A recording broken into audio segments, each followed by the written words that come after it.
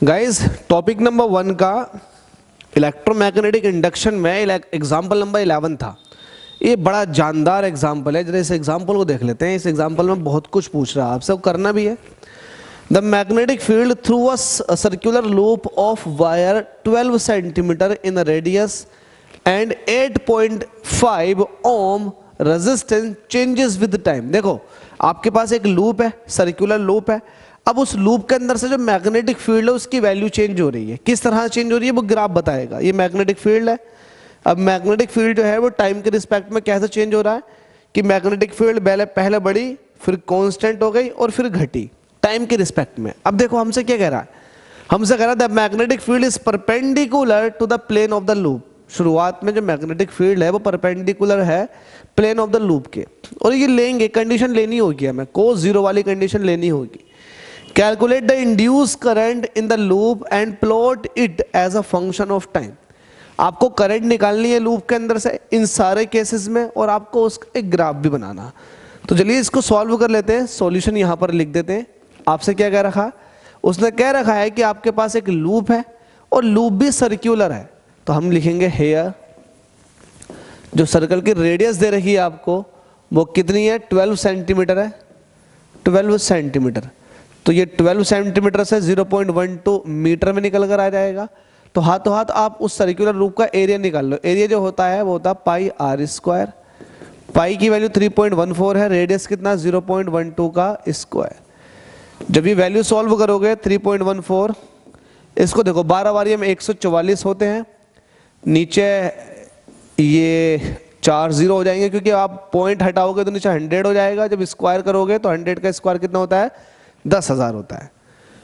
ये पॉइंट हटाया मैंने, अगेन नीचे 100 कर दिया। अब 144 की 314 से मल्टीप्लाई करो। तो 314 से मल्टीप्लाई करनी है 144 की। अब आपके लिए ये इजी हो गया। 10 की पावर 4 ये है, 10 की पावर 2 ये है, 10 की पावर -6 ऊपर चला जाएगा। इसकी मल्टीप्लाई कर लो आप, थोड़ी सी कैलकुलेशन मेरे कहने से आप कर लो। ये हो जाएगा 4.2 इंटू 10 की पावर -2, ये निकल कर आएगा मीटर स्क्वायर में एरिया। बस थोड़ी सी कैलकुलेशन, ये दो नंबरों की कैलकुलेशन कर लो, ये एरिया निकल कर आ जाएगा। आपके पास सर्कुलर लूप का एरिया है, बिल्कुल है। अब आपको करना क्या है, अब आपको करना ये है कि आपको इंड्यूस ईएमएफ निकालना है। तो इंड्यूस ईएमएफ जो होगा वो ये होता है -d∅/dt। बिल्कुल, माइनस ऐसे रहने दो, माइनस ऐसे रहने दो, d/dt। फाई की वैल्यू रख दो, ये होगी BA cos 0। cos 0 की वैल्यू कितनी होती है 1, क्योंकि इसने पहले ही कह दिया the magnetic field is perpendicular to the plane of the loop. तो मैग्नेटिक फील्ड अगर प्लेन ये है तो मैग्नेटिक फील्ड ये है, लेकिन आप प्लेन का एरिया वेक्टर लेते हो तो एरिया वेक्टर मैग्नेटिक फील्ड की डायरेक्शन में आने की वजह से cos 0 हो जाएगा। ठीक है भाई, माइनस एरिया फिक्स है तो एरिया तो बाहर आ जाएगा एज ए कांस्टेंट, अंदर आ जाएगा dB/dt। बस ये ध्यान रखना, -a dB/dt। dB का मतलब क्या हुआ, dB का मतलब हुआ B2 - B1/T2 - T1। बस ये आपके पास इंड्यूस ईएमएफ निकल कर आ गया। अब आपको यही फॉर्मूला इस्तेमाल करना है हर एक केस में। 0 से 2 सेकंड के लिए, 2 से 4 सेकंड के लिए, 4 से 6 सेकंड के लिए। और आपको ये फॉर्मूला इस्तेमाल करना, टाइम की वैल्यू रखनी है और मैग्नेटिक फील्ड की वैल्यू रखनी है, उस हिसाब से आपको इंड्यूस ईएमएफ निकाल लेना है। तो देखें पहली कंडीशन में क्या होगा, 4। टाइम की वैल्यू कहां से कहां तक, टाइम की वैल्यू मैं ले रहा हूं 0 से 2 के लिए। कहां से कहां तक, 0 से 2 के लिए। टी की वैल्यू जो है वो 0 से बड़ी है और 2 से छोटी है, 0 से 2 तक। और इसको आप ऐसे भी दिखाओ। ठीक है भाई, जब आपने 0 से 2 की बात करी है टाइम में, तब आपके लिए T1 जो हो जाएगा वो 0 सेकंड हो जाएगा और T2 जो हो जाएगा वो 2 सेकंड हो जाएगा। उस कंडीशन में आपके पास अब आपको ये देखना है कि B1 कितना होगा। जब आपके पास टाइम T1 था तब देखो V1 कितना, टाइम T1 0 था तो उस वक्त B1 कितना था, ये भी देखना आपको। तो जब टाइम T था तो B देखो मैग्नेटिक फील्ड कितना था, 0 था, क्योंकि ये ग्राफ आगे को इस तरह से बढ़ा। तो T1 = 0 पर V1 कितना था, वो भी 0 था। तो B1 कितना था, 0 टेस्ला। जब टाइम 2 सेकंड हो गया तब मैग्नेटिक फील्ड भी कुछ अलग हो गई। जब टाइम बढ़ा तो मैग्नेटिक फील्ड कुछ इस तरह से बढ़ा। ये कितना हो गया? ये हो गया 1 टेस्ला मैग्नेटिक फील्ड, ये हो गया। तब आपको इंड्यूस ईएमएफ निकालना था E1। ये कितना हो जाएगा? -a की वैल्यू आपने निकाल रखी है 4.5 इंटू 10 की पावर -2। अंदर क्या है? B2 minus B1, 1 - 0 upon T2 minus T1 मतलब 2 - 0। आपके पास ये निकल कर आ चुका है induce EMF -a d∅ upon dt से आपने निकाल दिया। देखो कुछ बचा हुआ है क्या इसके अंदर? बिल्कुल नहीं। B2 की वैल्यू रख दी आपने, V1 की वैल्यू रख दी, T2 की वैल्यू रख दी, T1 की वैल्यू रख दी। ठीक है, इसको सॉल्व कर लेते हैं। जब सॉल्व करेंगे तो आपके पास E1 इज इक्वल टू कितना आ जाएगा? -4.5 इंटू 10 की पावर -2। ये हो चुका है 1/2। 4.5 का जब आधा करोगे तो ये कितना आएगा? जरा देखो 4.5 है और इसे 2 से डिवाइड करोगे तो 45 का आधा 22.5। तो 22.5 को आप ये तो कहते हो 2.25 माइनस 10 की पावर -2। ये आ चुका है ईएमएफ E1। तो शुरुआती ईएमएफ की वैल्यू आपके पास आ चुकी है, कितनी है? 2.25 इंटू 10 की पावर -2 वोल्ट में। आपसे ये पूछा करंट बताओ, तो उस वक्त आपको करंट भी बतानी है, तो वो हो जाएगी I1 और ये होगा E1 अपॉन R। रेजिस्टेंस आपको गिवन है तो -2.25। रेजिस्टेंस आपको कितना गिवन है? जरा देखें, रेजिस्टेंस आपको गिवन है, रेजिस्टेंस की वैल्यू गिवन है 8.5। तो आप 8.5 यहाँ रखेंगे, 8.5 और ये 10 की पावर -2 ऐसे ही चलता रहेगा। आप एक काम कर लीजिएगा, पॉइंट एक प्लेस इधर चला जाएगा, 22.5 हो जाएगा और नीचे 8.5 हो जाएगा, तो ये 10 की पावर -3 हो जाएगा। अब पॉइंट से पॉइंट खत्म हो गया। -225 को 85 से डिवाइड करो, 10 की पावर -3, ये ऐसे ही चलता रहेगा। ठीक है, 225 को जब 85 से डिवाइड करोगे तो 5 से डिवाइड करो, 5 चौक 20, 2 बचे, 2 यहाँ लगा लिए, 5 पंजे 25, 5 से काटोगे तो 5 एकम 5, 3 बचे, 5 सत्ते 35, 45 बचा, नीचे 17 बचा। तो 45 को डिवाइड करना है 70 से, 2 बार चला जाएगा। सब्ट्रैक्ट करने पर देखो कितने बचेंगे? 11। पॉइंट लगा दिया, बढ़ा दिया 0। 17 छक्का 102, 17 सत्ते 119, तो 6 समथिंग आएगा कुछ इस तरह से। तो आप इसे 2.7 कह सकते हैं। ठीक है, तो आपके सामने जो वैल्यू आई है ये आई है -2.7 इंटू 10 की पावर -3 एम्पियर। मतलब ये हो गया -2.7 मिली एम्पियर।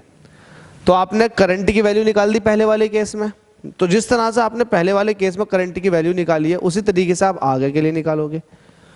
4t, अब t की वैल्यू कहां से? 2 से 4 के लिए। तो इसका मतलब t1 का काम आपके लिए अब क्या करेगा? 2 सेकेंड, और t2 का काम क्या करेगा आपके सामने? 4 सेकेंड। देख लो आप, ग्राफ में यही है,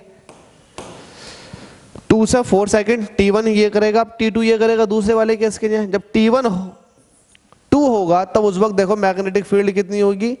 वो होगी 1 टेस्ला।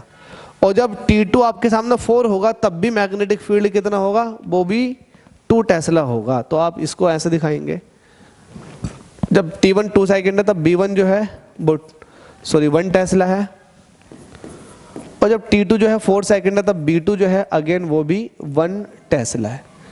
तब आपके सामने इंड्यूस ईएमएफ जो आ जाएगा वो आएगा -a b2 minus b1 upon t2 minus t1। ये है -a। इसकी a की वैल्यू आपने निकाल रखी है -4.5 इंटू 10 की पावर -2। b2 कितना आपके पास? 1 - 1 अपॉन 4 - 2। 1 में से 1 निकालोगे 0 आएगा, 0 से किसी के मल्टीप्लाई करो वो 0 ही आ जाएगा। तो आपके सामने ईएमएफ कितना आ गया?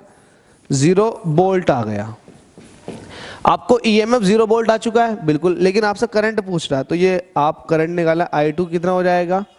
ईएमएफ अपॉन, इसको आपने E2 कह रखा है, ईएमएफ अपॉन रेजिस्टेंस। रेजिस्टेंस आपके सामने कितना? 8.5। E2 बाय द वे 0 है, तो 0 से किसी भी नंबर को डिवाइड कर दोगे तो वो 0 ही आएगा। तो आपके सामने जो करंट आ गई दूसरी वो आ चुकी है 0 एम्पियर। तो दूसरे केस में जो करंट आ गई वो आपके पास कितनी आ चुकी है, 0 एम्पियर। इसी तरीके से अब आपको केस नंबर 3 लेना है, ये वाला लेना है। जब टाइम जो है वो 4 से 6 सेकंड पर पहुंचा है तो आप कहोगे इसको 4 से 6 सेकंड पर पहुंचा टाइम, तो आप ये कहोगे। तो ये आपके लिए T1 का काम करेगा 4 सेकंड, ये आपके लिए T2 का काम करेगा 6 सेकंड। जब T1 is equal to 4 second है तब आपके लिए B1 होगा। तो B1 की वैल्यू कितनी है जरा देखें। B1 ये है जिसकी वैल्यू कितनी है 1 टेस्ला, और बाद में जो हो गई वो 0 हो गई, तो ये हो गया 1 Tesla. T2 is equal to 6 पे जो V2 निकल कर आएगा ये हो जाएगा 0 टेस्ला, क्योंकि मैग्नेटिक फील्ड घटकर 0 हो चुकी है। ठीक है, अब यहाँ पर ऐसे आपको वही सिमिलरली EMF जिसको अब आप E3 कहेंगे, ये हो जाएगा -4.5 इंटू 10 की पावर -2 मैग्नेटिक फील्ड में चेंज, मतलब B2 minus B1 upon T2 minus T1 6 minus 4, ये -4.5 इंटू 10 की पावर -2 है, और यहाँ से वैल्यू आएगी -1/2, माइनस से माइनस कट जाएगा, ये आ चुका है 2.25 प्लस में इंटू 10 की पावर -2 वोल्ट का। ये EMF आ गया। इसी तरीके से आपको इंड्यूस करंट चाहिए, मतलब I3 चाहिए, तो ये हो जाएगा E3 अपॉन R। E3 की वैल्यू कितनी है 2.25 इंटू 10 की पावर -2, और R कितना था 8.5। आपने इसको सॉल्व किया है, सॉल्व करने में वैल्यू आई है 2.7 इंटू 10 की पावर -2, ये वैल्यू आई है 2.7 इंटू 10 की पावर -3, इस तरह से आई है। आपने लिखा था I3 is equal to 2.7 milli ampere. आपके पास I1 की वैल्यू है, बिल्कुल है। आपके पास I2 की वैल्यू है, बिल्कुल है। आपके पास I3 की वैल्यू है, बिल्कुल है। आपके पास I1 है, आपके पास I2 है, आपके पास I3 है। अब आपको क्या करना है, ग्राफ प्लॉट करना। तो ग्राफ प्लॉट करेंगे, करंट वर्सेस, किस किस का ग्राफ प्लॉट करवा रहा था, करंट वर्सेस टाइम का। देख लेते हैं, हमसे कह रहा है calculate the induce current in the loop and plot it as a function of time. तो टाइम के साथ आपको इसको प्लॉट करके दिखाना है, तो दिखा देंगे प्लॉट करके दिखा देंगे। क्या था 0 से 2 के लिए, तो 0 ये है, 2 ये है, 4 ये है, 6 ये है। तो ये आपके सामने टाइम वाला एक्सिस है, और ये आपके सामने करंट वाला इंड्यूस करंट का एक्सिस है। जब बात आई थी 0 से 2 सेकंड के लिए, तो 0 से 2 सेकंड के लिए जरा मुझे बताओ करंट कितनी आई थी। करंट आई थी निगेटिव में, और निगेटिव में माइनस का 2.7 मिली एम्पियर। ठीक है, इसके बाद जो दूसरा लूप आया था 2 से 4 के लिए करंट कितनी आई थी, करंट आई थी 0। तो पहला करंट ये, फिर दूसरी करंट आ गई थी ये, कुछ इस तरह से। इसके बाद 4 से 6 सेकंड में जो करंट की वैल्यू आई थी वो अगेन 2.7 मिली एम्पियर आई थी, लेकिन प्लस का। तो आप इस तरह से बना दोगे। तो ये करंट का वेरिएशन दिखा दिया आपने टाइम के साथ, current as a function of time. तो उम्मीद करता हूँ कि समझ में आ गया होगा। अगर समझ में किसी के नहीं आया तो बता सकता है। मैंने आपको बिल्कुल क्लियर कट ग्राफ बना के दिखा दिया। इसमें कुछ ऐसा था नहीं जो आपकी समझ में नहीं आए। एक केस उसी को आपने 3 बार दिखाया, क्योंकि यहाँ पर आपको जो टाइम इंटरवल थे वो 3 थे। एक था ये, दूसरा था ये, तीसरा था ये। तो करंट भी अगर आप यहाँ बना कर दिखाना चाहें इसके साथ साथ, तो negative, positive, 0, negative 0 and then positive, इस तरह से निगेटिव 0 देन पॉजिटिव। तो करंट कुछ इस तरह से आई थी। आई है या नहीं आई है? तो इसमें जो करंट आई है वो निगेटिव, इसमें जो करंट आई है, देखो मैग्नेटिक फील्ड जब चेंज नहीं होगी तो करंट भी 0 आ जाएगी। अब मैग्नेटिक फील्ड जो है कुछ इस तरह चेंज हुआ तो करंट पॉजिटिव आ गई। तो उम्मीद करता हूँ कि एग्जाम्पल नंबर 11 आपको क्लियर हो गया होगा। किसी को प्रॉब्लम है तो कमेंट बॉक्स में कमेंट कर सकता है। Thank you so much. आप सभी की तैयारी हो रही है अच्छे से, तैयारी करते रहें, पढ़ते रहें मेहनत से, और चैनल को भी सब्सक्राइब करते रहें।